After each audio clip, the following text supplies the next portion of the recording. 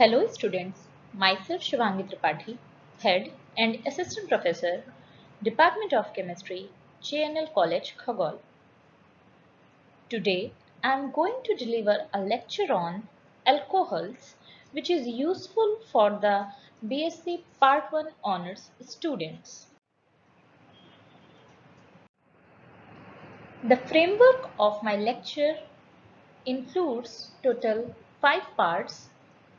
And today we are discussing only the first part, which includes the general introduction, classification and nomenclature of the alcohols. The objective of this part are to study the alcohols, their structure, nomenclature and classification on the basis of number of hydroxy group present and on the basis of nature of carbon attached with the hydroxy group. This part also aims on the nomenclature of the alcohols on the basis of IUPAC system of nomenclature. Now, let's start our part 1, which includes the general introduction. We all know that the alcohols are organic compounds in which one or more hydrogen atoms from hydrocarbon has been replaced by the hydroxy group. They are some of the most common and useful compounds in the nature, in the industry and around the house. Their general formula is ROH, where R group may be alkyl or aryl or different categories that can be classified in further lecture.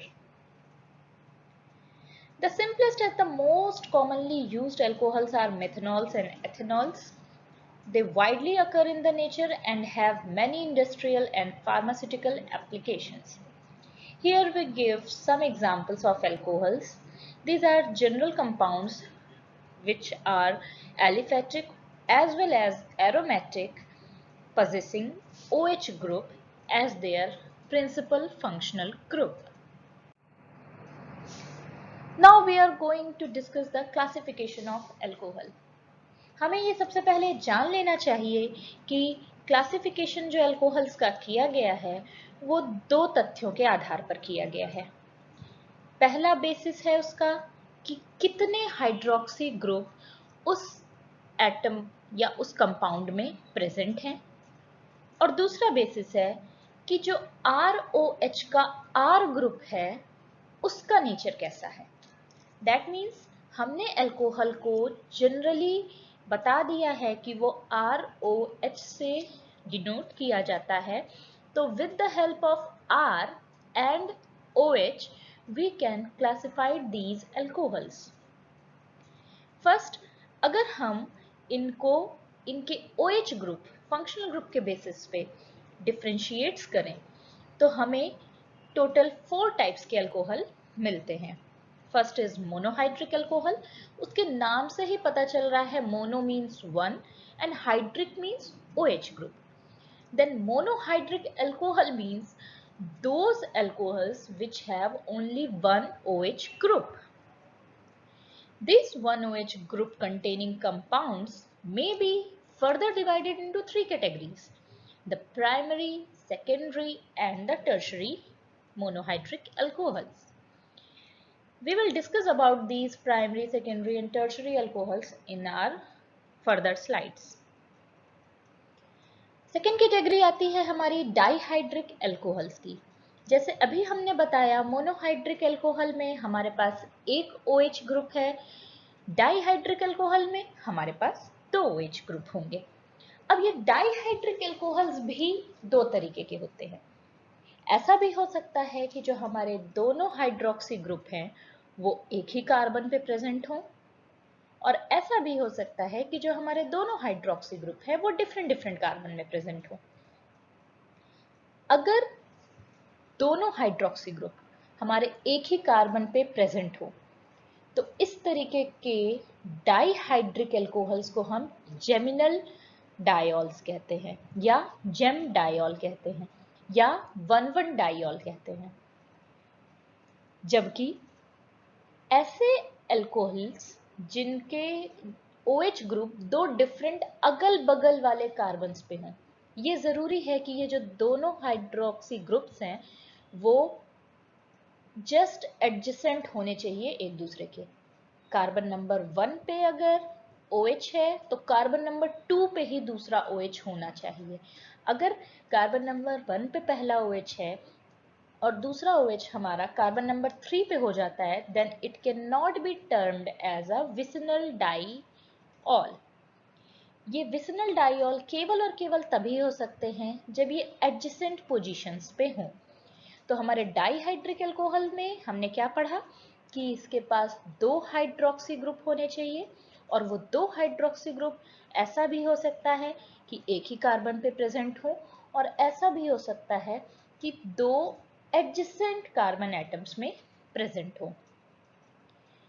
Geminal diols हमारे बहुत ही कम stable होते हैं, क्योंकि एक molecule पे एक ही atom, एक ही carbon पे 2 OH ग्रुप स्टेबल नहीं होते। ये आसानी से डिहाइड्रेट होके एक OH ग्रुप निकल जाता है। इसीलिए जेमिनल डायोल्स की स्टडी कम की गई है, और विसिनल डायोल आपको पढ़ना है, आपके सिलेबस में है। नाउ थर्ड कैटेगरी है हमारी अल्कोहल्स की, which is known as trihydric alcohol. Again इसके नाम से ही पता चल रहा है, tri means 3, hydric means OH। That means ऐसे अल्कोहलिक कंपाउंड्स जिसके पास 3 OH ग्रुप हों उसको हम ट्राईहाइड्रिक अल्कोहल कहते हैं। आपके सिलेबस में डाईहाइड्रिक एंड ट्राईहाइड्रिक अल्कोहल के रूप में आपको ग्लाइकॉल एंड ग्लिसरॉल पढ़ना है, जिसको हम अगले टर्म्स में आगे पढ़ेंगे। तो डाईहाइड्रिक में 2, मोनोहाइड्रिक में 1 और ट्राईहाइड्रिक में 3 OH ग्रुप बियरिंग कंपाउंड्स की हमने स्टडी की। लास्टली हमने बताया है पॉलीहाइड्रिक अल्कोहल्स हैं, और ये पॉलीहाइड्रिक अल्कोहल्स वो अल्कोहल्स होते हैं जिनके पास 3 से ज्यादा हाइड्रोक्सी ग्रुप प्रेजेंट हो।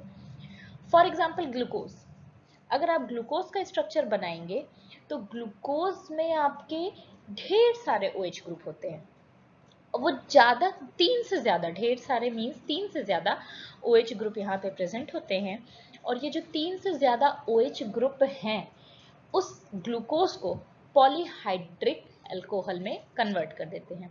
अब बात ये आती है, यहाँ पे एक ज्यूरिसडिक्शन है कि पॉलीहाइड्रिक अल्कोहल नहीं है ग्लूकोज, पॉलीहाइड्रोक्सी एल्डिहाइड और कीटोन है ग्लूकोज, क्योंकि उसका प्रिंसिपल फंक्शनल ग्रुप एल्डिहाइड या कीटोन हो जाते हैं। In the case of fructose, it will be ketone, and in the case of glucose, it will be aldehyde. तो सिर्फ पॉलीहाइड्रिक का एक एग्जाम्पल के तौर पे हमने आपको ग्लूकोज बताया है। उसके अलावा बहुत से आपके एसिड्स अवेलेबल हैं, बहुत से ऐसे अल्कोहल्स अवेलेबल हैं जिनमें 3 से ज़्यादा OH ग्रुप पाए जाते हैं, बट आपका दिमाग सबसे पहले जहाँ पे स्टिक करे वो ग्लूकोज का स्ट्रक्चर है। तो ग्लूकोज में ढेर सारे OH ग्रुप पाए जाते हैं, 3 से ज़्यादा OH ग्रुप पाए जाते हैं, तो वो आपका पॉलीहाइड्रिक अल्कोहल की कैटेगरी में आएगा। यहाँ पे हमने number of attached hydroxy group के बेसिस पे 4 कैटेगरीज का डिवीजन जो किया उसको डिस्क्राइब कर दिया। अब हमारी बारी आती है दूसरे पार्ट पे, जो कि है nature of the attached R group. यहाँ पे हमने दिखाया है आपको कि टोटल 6 तरीके के आपके अल्कोहल्स हैं। From aliphatic alcohol to phenols we have aliphatic, aromatic, benzylic, allylic, vinylic and phenolic alcohols. We have it. हमने आपसे अभी पहले कहा था कि on the basis of number of OH groups में हमने मोनोहाइड्रिक अल्कोहल को बताया वैसे अल्कोहल जिनके पास एक OH ग्रुप हो। हमने एग्जांपल्स में आपको इथेनॉल एंड प्रोपेनॉल का दिया है। All the methanol, propanol, butanol, pentanol जिनमें एक एक ही OH ग्रुप प्रेजेंट है वो सारे के सारे आपके मोनोहाइड्रिक अल्कोहल हैं। अभी हमने आपको प्रीवियस स्लाइड में बताया हुआ था कि प्राइमरी अल्कोहल्स भी 3 तरीके के हैं, primary, secondary and tertiary alcohol. तो जो प्राइमरी अल्कोहल्स हैं हमारे, उनको पहचानना बहुत ही ज़रूरी है, प्राइमरी, सेकेंडरी एंड टर्शरी को। अगर हम प्राइमरी अल्कोहल की बात करें तो हमें जिस मेन पॉइंट पे ध्यान देना है वो ये है कि इनके पास सिर्फ 1 एल्किल ग्रुप या 2 हाइड्रोजन एटम्स होते हैं। ये एक मस्ट कंडीशन है, आपको किसी भी केस में अगर पहचानना है primary, secondary and tertiary alcohols या एल्डिहाइड्स या एसिड्स, कुछ भी जहाँ पे आपको प्राइमरी, सेकेंडरी एंड टर्शरी देखना है, आपको कार्बन का नेचर देखना होगा। तो हमने यहाँ पे आपको बताया कि प्राइमरी अल्कोहल्स वो हैं जिनके पास या तो केवल एक एल्किल ग्रुप हो, जो कि हमने ये दिखाया हुआ है आपको, और या तो उनके पास 2 हाइड्रोक्सी ग्रुप हो, जो 2 हाइड्रोजन एटम हो, जो कि दिख रहे हैं। तो हमारे इस कार्बन एटम से, जो हमारा ये कार्बन एटम है जिसको हमने स्टार से शो किया हुआ है, इस कार्बन एटम से एक हमारा CH3 ग्रुप अटैच है, दैट मीन्स एल्किल ग्रुप, या उसी कार्बन से हमारे पास 2 हाइड्रोजन एटम्स अटैच्ड है। तो इस तरीके के अल्कोहल को हम प्राइमरी अल्कोहल कहते हैं। नाउ अब अगर हम सेकेंडरी अल्कोहल की तरफ जाएंगे तो यहाँ पे हमने इसको लिखा हुआ है कि ऐसे अल्कोहल्स जिनके पास 2 एल्किल ग्रुप हों या 1 हाइड्रोजन एटम हो। अब हमने बोला ऐसा अल्कोहल जिसके पास 2 एल्किल ग्रुप या 1 हाइड्रोजन एटम हो। अब हम अगर स्टार वाले को देखें तो इस कार्बन से जुड़ा हुआ हमारा एक कार्बन ये है और दूसरा कार्बन हमारा ये है। दैट मीन्स हमारे पास 2 एल्किल ग्रुप्स हो गए और एक ही हाइड्रोजन हमारा इससे जुड़ा हुआ है। तो यहाँ हमने क्या कहा है कि 2 एल्किल ग्रुप्स हो या 1 हाइड्रोजन एटम हो। तो हमारे इस कार्बन के पास जिसको हमने स्टार से शो किया है, उसके पास टोटल 3 एटम्स उससे अटैच्ड हैं। एक कार्बन की चेन है जो कि एल्किल हो गई, एक दूसरे कार्बन की चेन है जो फिर से एल्किल हो गई, तीसरा हमारा इसके पास क्या है, हाइड्रोजन। OH ग्रुप तो प्रेजेंट है ही क्योंकि वह अल्कोहल है। तो अल्कोहलिक ग्रुप को छोड़ के हमारे पास 2 एल्किल ग्रुप एंड 1 हाइड्रोजन यहाँ पे प्रेजेंट है। तो ऐसे अल्कोहल्स को जिनके पास या तो 2 एल्किल ग्रुप है या एक हाइड्रोजन एटम हो, उससे हम सेकेंडरी अल्कोहल कहते हैं। नाउ अब हम लास्ट पे आते हैं जो कि हमारा टर्शियरी अल्कोहल है। यहाँ पे हमने लिखा है कि जो टर्शियरी अल्कोहल हैं उनके पास 3 एल्किल ग्रुप्स होते हैं या एक भी हाइड्रोजन एटम उसके कार्बन से अटैच्ड नहीं होता है। यहाँ पे अगर आप देखने जाएं तो स्टार्ड कार्बन से हमारे टोटल 3 CH3 ग्रुप्स लगे हैं, जिसको हम हाइलाइटर की मदद से दिखा रहे हैं। ये पहला CH3 ग्रुप हुआ, ये दूसरा CH3 ग्रुप हुआ हमारा, और इस तीसरे CH3 ग्रुप को हमने बहुत एक्सपेंडेड फॉर्म में नहीं लिखा है इसलिए, जिससे कि इसको पढ़ने में आसानी रहे। तो इस कार्बन एटम से जो कि हमारा स्टार के थ्रू हमने शो किया है, ये कार्बन एटम हमारा तीनों तरफ से CH3 ग्रुप से या किसी भी एल्किल ग्रुप से घिरा हुआ हो सकता है, और इस कार्बन पे हमारे पास कोई भी चौथा हाइड्रोजन नहीं है। उस चौथी वैलेंसी को कौन सेटिस्फाई कर रहा है, OH ग्रुप। तो ये जो OH ग्रुप एक प्रेजेंट था और 3 CH3 ग्रुप हुए, दैट मीन्स एक भी हाइड्रोजन एटम इसके पास नहीं हुआ, इस तरीके के अल्कोहल्स को हम टर्शरी अल्कोहल्स कहते हैं। चलिए अब आगे बढ़ते हैं। हमने अभी आपको बताया था मोनोहाइड्रिक अल्कोहल्स के 3 types, primary, secondary and tertiary, जिसको हमने एक्सप्लेन किया आपको। उसके बाद हमारे पास डाईहाइड्रिक अल्कोहल है। हमने आपको शुरू में ही बताया है कि डाईहाइड्रिक अल्कोहल जो कि आपके सिलेबस में है, आपको पढ़ना है, वो है आपका ग्लाइकॉल। और इस ग्लाइकॉल पे अगर आप ध्यान से देखें तो इस ग्लाइकॉल के पास 2 OH ग्रुप प्रेजेंट हैं, और ये दोनों OH ग्रुप क्या है, डिफरेंट डिफरेंट कार्बन से, जो कि एक दूसरे के बगल हैं, एडजेसेंट कार्बन है, उससे जुड़े हुए हैं। तो ये हमारा डाइऑल तो है, और किस तरीके का डाइऑल है, विसिनल डाइऑल। ये जेमिनल डाइऑल नहीं है। अगर इसी सी पे एक दूसरा OH होता या इसी सी पे एक दूसरा OH होता तब वो हमारा जेमिनल डाइऑल हो जाता। पर यहाँ पे हमारे पास दो एडजेसेंट कार्बन हैं और उससे दो OH ग्रुप लगे हुए हैं, तो ये हमारा जेमिनल डाइऑल है जो कि आपको सिलेबस में पढ़ना है। नेक्स्ट है हमारा ट्राईहाइड्रिक अल्कोहल। ट्राईहाइड्रिक अल्कोहल की हम बात करें तो जो आपके सिलेबस में है वो आपको ग्लिसरॉल पढ़ना है। और इस ग्लिसरॉल के बारे में भी अगर हम आपको बताएं तो जो ग्लिसरॉल है आपका वो 3 OH ग्रुप पजेस कर रहा है और ये तीनों OH ग्रुप एडजेसेंट वाले 3 पे ही होने चाहिए, एक के बाद एक, 1 2 3 ट्राईऑल है ये हमारा आपको ध्यान रखना है। अगर इसके बीच में एक पे भी OH नहीं है या कोई और ग्रुप लगा है तो वो ग्लिसरॉल नहीं होगा। कंटिन्यूअस चेन है एडजेसेंट एटम्स पे OH की, तब हमारे ये ट्राईहाइड्रिक अल्कोहल्स बनते हैं। तो अब हमने फिनिश कर दिया है classification of alcohols on the basis of number of OH group attached to the carbon atom. Second basis हमने क्या बताया था? Nature of the R group. ROH में से R ग्रुप हमारा अभी बाकी है, OH के नंबर पे हमने उनको क्लासिफाई कर दिया है। अब हम R ग्रुप के अगर नेचर की बात करें तो हमने शुरू में ही आपको बताया टोटल 6 टाइप्स के हमारे अल्कोहल्स हैं, जिसमें फर्स्ट है हमारा एलिफेटिक अल्कोहल्स। अगर हमारे एलिफेटिक कंपाउंड्स है for example methane, ethane, cyclopropane, cyclohexane, butane, कोई भी हमारे जो कि हक्केल रूल को फॉलो नहीं करते हैं, जो कि साइक्लिक नहीं है, प्लेनर नहीं है, एरोमेटिक नहीं है, वो सारे के सारे कंपाउंड्स हमारे क्या हैं? एलिफेटिक हैं। तो वो जो एलिफेटिक कंपाउंड्स हैं जो कि साइक्लिक नहीं हैं, उनमें हमारा अगर हाइड्रोक्सी ग्रुप अटैच्ड है तो वो एलिफेटिक अल्कोहल बनाएगा। फॉर एग्जांपल यहाँ पे CH3 ग्रुप है, यहाँ पे हमने एथिल ग्रुप लिया है, यहाँ हमारा साइक्लोप्रोपिल ग्रुप है, फोर्थ एग्जांपल में हमारे पास साइक्लोहेक्सिल ग्रुप है, फिफ्थ एग्जांपल में हमारे पास ब्यूटेन है।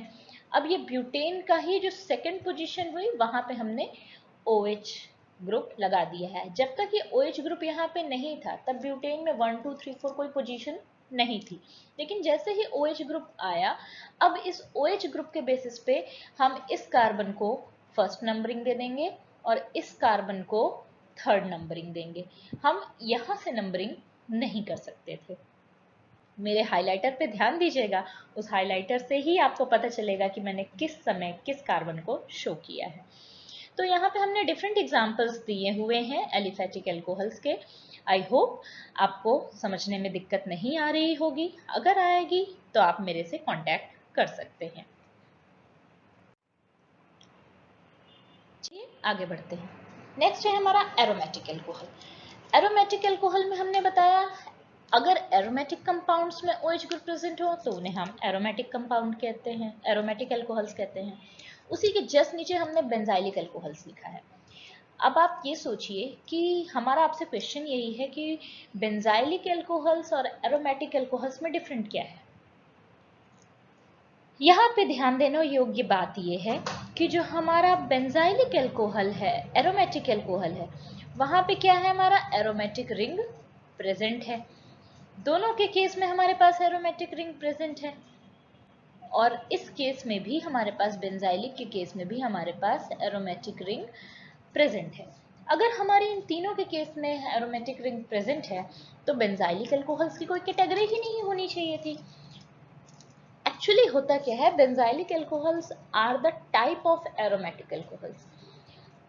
हर एक बेंजाइलिक अल्कोहल एरोमेटिक अल्कोहल है, बट हर एक एरोमेटिक अल्कोहल बेंजाइलिक अल्कोहल नहीं है।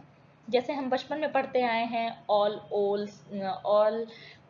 Ores are minerals but all minerals are not the ores.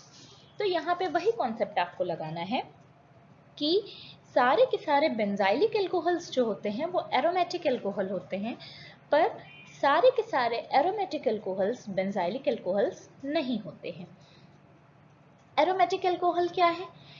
ऐसे कंपाउंड्स, एरोमेटिक कंपाउंड्स जिन्होंने OH ग्रुप कैरी किया हो, वो सारे के सारे हमारे एरोमेटिक अल्कोहल हो जाएंगे। पर हमारे बेंजाइलिक अल्कोहल होने के लिए ये ज़रूरी है कि sp3 हाइब्रिडाइज्ड कार्बन एटम जो कि एरोमेटिक रिंग के जस्ट बगल में प्रेजेंट है, उससे OH ग्रुप हमारा जुड़ा होना चाहिए। ध्यान दीजिएगा इस चीज को आप कि यहाँ पे हमारा इसके केस में भी हमारे पास, सॉरी मेरी पेन शायद नहीं दिख रही, हाँ, इसके केस में भी हमारे पास एरोमेटिक अल्कोहल्स के बाद ये बेंजीन रिंग है, उससे जुड़ा हुआ ये sp3 हाइब्रिड कार्बन एटम है, ये भी sp3 हाइब्रिड कार्बन एटम है। सिमिलरली ये बेंजीन रिंग है, इससे जुड़ा हुआ हमारा पहला कार्बन sp3 हाइब्रिडाइज्ड, दूसरा भी sp3 हाइब्रिडाइज्ड एंड तीसरा भी sp3 हाइब्रिडाइज्ड है। बेंजाइलिक में भी हमारा ये बेंजीन रिंग है और उससे जुड़ा हुआ कार्बन ये sp3 हाइब्रिडाइज्ड है। बेंजाइलिक के लिए हमने लिखा है जरूरी है कि जो हमारा OH ग्रुप हो वो उस कार्बन से जुड़ा हो attached only to the sp3 hybridized carbon atom next to the aromatic ring. Means aromatic ring से जुड़ा हुआ जो पहला कार्बन है जो कि sp3 हाइब्रिडाइज्ड है, उससे अगर OH ग्रुप जुड़ा हुआ है तो ये हमारा बेंजाइलिक अल्कोहल होगा। अगर उसको छोड़ के, बेंजीन रिंग को छोड़ के पहला जो sp3 कार्बन एटम है, अगर इससे OH ना जुड़ के दूसरे से जुड़े, तीसरे से जुड़े, चौथे से जुड़े, तो वो सारे के सारे आपके एरोमेटिक अल्कोहल हो जाएंगे। लेकिन बेंजाइलिक अल्कोहल कब होगा? जब बेंजीन से जुड़ा हुआ जो पहला sp3 हाइब्रिडाइज्ड कार्बन एटम हो, उससे अगर हमारा OH ग्रुप जुड़ा है तो वो हमारा बेंजाइलिक अल्कोहल होगा। नेक्स्ट है हमारा एलाइलिक अल्कोहल। एलाइलिक अल्कोहल ऐसे अल्कोहल्स हैं जो कि बेंजाइलिक से काफी ज्यादा मिलते हुए हैं। बेंजाइलिक के केस में हमारा क्या है, यहाँ पे डबल बॉन्ड था और double bond CH2, that means double bond फिर sp3 हाइब्रिडाइज्ड कार्बन एटम और उससे OH ग्रुप। यही डबल बॉन्ड जब बेंजीन रिंग के फॉर्म में है तो वो बेंजाइलिक अल्कोहल है, और यही डबल बॉन्ड जब हमारा कार्बन कार्बन डबल बॉन्ड के फॉर्म में है और उसके बाद एक sp3 हाइब्रिडाइज्ड कार्बन एटम है, उससे अगर OH ग्रुप जुड़ा हुआ है तो वो हमारा एलाइलिक अल्कोहल होगा। आपको ध्यान रखना है कि कब हम OH ग्रुप की बात कर रहे हैं जो कि बेंजीन रिंग के sp3 हाइब्रिडाइज्ड कार्बन से जुड़ा हो, और कब हम उस OH की बात कर रहे हैं जो कि डबल बॉन्डेड कार्बन के बाद एक sp3 हाइब्रिड कार्बन से जुड़ा हो। इस पे बहुत सी रिएक्शंस आती हैं allyl alcohols and benzylic alcohols पे। तो एलिल अल्कोहल की आपको डेफिनेशन पता होनी चाहिए कि वो OH group sp3 hybridized carbon atom से अटैच होना चाहिए जो कि कार्बन कार्बन डबल बॉन्ड के जस्ट बाद का हो। सिमिलरली जैसे बेंजाइलिक में था sp3 हाइब्रिडाइज्ड कार्बन एटम जो कि एरोमेटिक रिंग के जस्ट बाद का हो, उससे अगर OH ग्रुप जुड़ा हुआ है तो वो बेंजाइलिक है, और अगर नॉर्मल डबल बॉन्ड से जुड़ा हुआ एक sp3 हाइब्रिड कार्बन है उससे अगर हमारा OH ग्रुप जुड़ा है तो वो हमारा एलाइलिक अल्कोहल होगा। नेक्स्ट कैटेगरी है हमारी वाइनिल अल्कोहल की। वाइनिल अल्कोहल्स ऐसे अल्कोहल्स हैं जिसमें डबल बॉन्ड के बाद अल्फा कार्बन का वेट नहीं किया गया, उसके तुरंत बाद ही हमारा OH ग्रुप जुड़ गया है।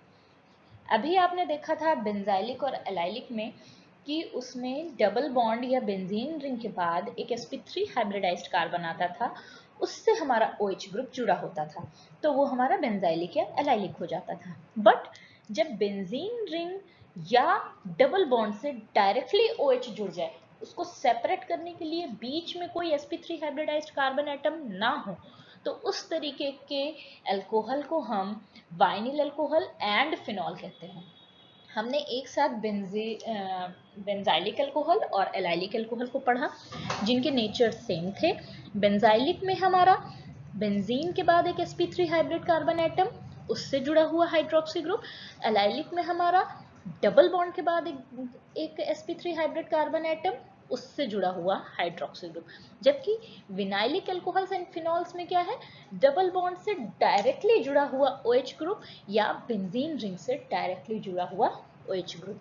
ये बहुत इंपॉर्टेंट क्लासिफिकेशन है, आपको इनके नाम से याद रहना चाहिए, क्योंकि आपकी जो रिएक्शंस आती हैं, जो एग्जामिनेशन में या किसी भी कंपटीशन को अगर आप फर्दर देने जाएंगे कभी, तो वहां पे आपको नाम से लिख के रिएक्शन आती है कि convert allyl alcohol into this this this and phenol into this this this. तो आपको स्ट्रक्चर याद होने चाहिए कि किसके स्ट्रक्चर क्या है, क्योंकि अभी आप स्टार्टअप कर रहे हो ग्रेजुएशन का। You must focus about the structures कि किसका स्ट्रक्चर क्या है, उसके थ्रू आपके बाद रिएक्शन करना बहुत सिंपल हो जाता है। तो आज हमने एक जनरल कॉन्सेप्ट था हमारा जनरल इंट्रोडक्शन, दूसरा था हमारा क्लासिफिकेशन, ये दोनों फिनिश कर लिया है। लास्ट है हमारा इस लेक्चर का नॉमेनक्लेचर। नॉमेनक्लेचर के लिए हम जानते हैं कि जो भी नॉमेनक्लेचर हम करते हैं केमिस्ट्री में, वो IUPAC सिस्टम ऑफ नॉमेनक्लेचर को फॉलो करके करते हैं। और IUPAC नॉमेनक्लेचर सिस्टम आपने इंटरमीडिएट में ऑलरेडी पढ़ा हुआ है। रिकॉल करने के लिए मैंने 2-3 पॉइंट्स लिख दिए हैं। आपको सबसे पहले लॉन्गेस्ट चेन चुननी है, जिसे कि हम पेरेंट चेन मानेंगे, और उस पेरेंट चेन का जो भी नाम होगा, एल्केन अगर हम मान ले, एल्क प्लस एन का एल्क एन, तो एन का जो लास्ट का ई है उसे हमें रिप्लेस कर देना है ऑल से। In the case of alcohol suffix will be all, you know all about that. उसके बाद दूसरा क्या है, हमें जो हमारा फंक्शनल ग्रुप है, दैट मीन्स जो OH ग्रुप है, हमें उस पूरी चेन में उसे सबसे लोएस्ट नंबर देना है। लोएस्ट नंबर देने के बाद हमें उसकी पोजीशन डिसाइड कर देनी है कि OH ग्रुप जिस कार्बन एटम से जुड़ा है उस कार्बन एटम का नंबर क्या है। फोर्थ कैटेगरी हमें क्या करनी है कि अगर कोई और भी सब्स्टिट्यूएंट्स हमारे पास प्रेजेंट हो तो उनकी भी पोजीशन हमें डिसाइड कर देनी है। एंड लास्ट कैटेगरी है, ये बहुत इंपॉर्टेंट है, अगर हमारे पास एक से ज्यादा OH ग्रुप हो, फॉर एग्जांपल हमें डाईहाइड्रिक अल्कोहल या ट्राईहाइड्रिक अल्कोहल पढ़ना है, यहाँ पे हमें ये ध्यान देना है कि जो हमारे पास डाईहाइड्रिक या ट्राईहाइड्रिक या पॉलीहाइड्रिक अल्कोहल्स हों, तो उनमें जो हमारा एल्केन है उसका जो लास्ट का ई है उसे हमें रिमूव नहीं करना है पेरेंट चेन से, लेकिन सफिक्स दैट मीन्स ऑल के पहले जो हमारा फंक्शनल ग्रुप है, अगर वो 2, 3, 4 हैं तो डाई ट्राई टेट्रा उसके आगे ऐड करना है। यू मस्ट नो दैट कि हमें जो पेरेंट चेन है, जो रूट वर्ड है, उसमें से ई रिप्लेस नहीं करना है, जो भी एल्केन रहेगा उसको एज सच लिखना है। चलिए कुछ एग्जांपल्स देख लेते हैं। अगर हम इन एग्जांपल्स को गौर से देखें तो हमें पहले से पता है कि अगर एक कार्बन है हमारे पास, तो एक कार्बन के लिए हमारे पास वर्ड होता है मेथ। सिंगल बॉन्ड है तो हमारे पास एंडिंग होती है एन से, और हमने आपको ऑलरेडी बता के रखा है कि ई जो आपका एल्केन का है उसको रिप्लेस कर देना है आपको ऑल से। तो एक कार्बन के लिए मेथ, सिंगल बॉन्ड के लिए एन, और एन का जो लास्ट का ई है उसे आपने रिप्लेस किया OH के ऑल से, तो इसका नाम हो गया मेथेनॉल। इसी तरीके से हमारे पास यहाँ पे 2 कार्बन है, 2 कार्बन के लिए वर्ड होता है एथ, सिंगल बॉन्ड है तो एन, एन है तो उसके बाद का लास्ट का ई हम फिर से रिप्लेस करेंगे फ्रॉम OH और इसका नाम हो जाएगा इथेनॉल। यहाँ पे हमारे पास 3 कार्बन है, 3 कार्बन के लिए similarly as like methanes, methanols and ethanols, it will be the propanol. यहाँ फोर्थ केस में हमें ध्यान देना है कि यहाँ पे भी हमारे पास 3 कार्बन है, जिसको मैं 1 2 एंड 1 2 3 ऐसे करके दिखा रही हूँ। तो 3 कार्बन है तो 3 कार्बन के लिए हमारे पास प्रोप वर्ड है, सिंगल बॉन्डेड है तो एन। अब यहाँ इंपॉर्टेंट हो जाता है हाइड्रोक्सी ग्रुप की पोजीशन। यहाँ हमारे पास जो हाइड्रोक्सी ग्रुप है वो, अगर हम CH3 के साइड से, इस CH3 के साइड से नंबरिंग स्टार्ट करेंगे तो सेकंड पोजीशन पे आएगा, जबकि अगर हम इस CH3 ग्रुप की तरफ से नंबरिंग स्टार्ट करेंगे तो भी सेकंड पोजीशन पे आएगा।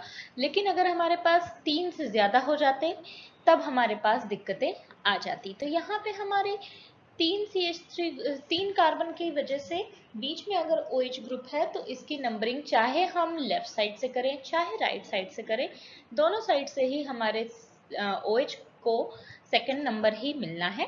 तो इसका नाम हमारा 3 कार्बन होने की वजह से प्रो, सिंगल बॉन्ड होने की वजह से एन, और ऑल ग्रुप होने की वजह से, OH ग्रुप होने की वजह से लास्ट का E रिप्लेस हो जाएगा ऑल से, इसका नाम हो जाएगा 2 प्रोपेनॉल। इसी तरीके से हमने आगे ढेर सारे कंपाउंड्स का आपने बताया हुआ है। इनमें से किसी का आपको पूछना हो या इसके अलावा किसी का पूछना हो तो आप हमसे पूछ सकते हैं। बट अभी जैसे हमने अभी बोला था प्रोपेनॉल के केस में कि वहां पे अगर हम नंबरिंग चाहे लेफ्ट साइड से करें चाहे राइट साइड से करें कोई दिक्कत नहीं आनी है। But in the case of butanol अगर हमने नंबरिंग इस CH3 के साइड से की है तो हमारे इस OH ग्रुप को सेकंड पोजीशन मिलेगी, जबकि अगर हमने CH नंबरिंग इस साइड से की है तो 1 2 3 दैट मीन्स इसको थर्ड पोजीशन मिलेगी। तो हमें क्या करना है, पेरेंट चेन जो लॉन्गेस्ट है वो ढूंढनी है, उसके बाद नंबरिंग इस तरीके से करनी है कि जो हमारा फंक्शनल ग्रुप है उसे लोवेस्ट नंबर मिल जाए। तो हम नंबरिंग इस CH3 की तरफ से स्टार्ट करेंगे। तो ये 1 हुआ, ये 2 हुआ, ये 3 हुआ। सॉरी, हम 4 को रोमन अंक में नहीं दिखा पाएंगे, हम इसी तरीके से दिखा सकते हैं। तो 1 2 3 4 इस तरीके से हमने नंबरिंग दी, जिसमें 2 पे हमारा ऑल है तो हमने यहाँ पे इसकी पोजीशन बता दी है 2 ब्यूटेनॉल। इस तरीके से अभी हमने आपको बताया, उसमें सबसे इंपॉर्टेंट जो केस है वो आपका है ट्राईग्लिसरॉल ट्राईहाइड्रिक अल्कोहल्स का, जिसमें हमारे पास 3 हाइड्रोक्सी ग्रुप हैं। और हमने इसमें आपको बताया था कि जो हमारा रूट वर्ड होगा, जो हमारी पेरेंट चेन होगी, उसके नाम के एंड के ई को हमें रिप्लेस नहीं करना है, उसको हमें एज सच लिखना है।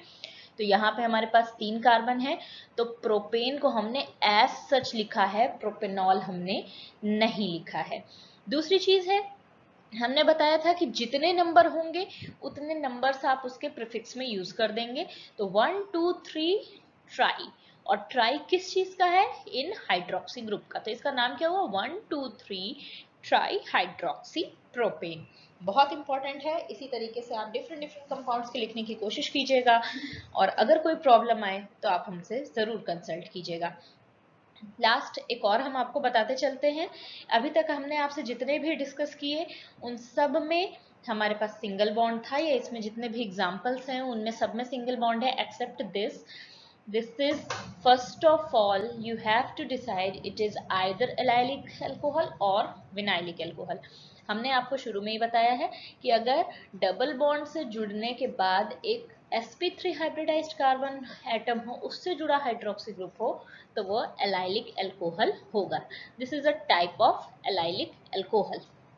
अब हम इसका IUPAC नॉमेनक्लेचर करने जाएंगे, तो इसके नॉमेनक्लेचर के अकॉर्डिंग हम अगर नंबरिंग करेंगे तो CH3 से स्टार्ट करेंगे, जिससे कि OH ग्रुप को हमारे लोएस्ट प्रायोरिटी मिल सके।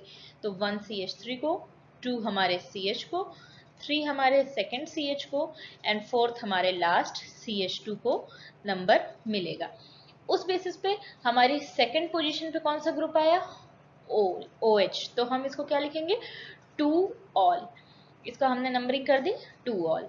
अब डबल बॉन्ड हमारा किस पोजीशन पे है, थर्ड पोजीशन पे, तो 3 और ब्यूटेन ना होके ये क्या होगा ब्यूटीन, 4 कार्बन है तो ब्यूटीन, तो इसका पूरा नाम हुआ 3 ब्यूटीन 2 ऑल।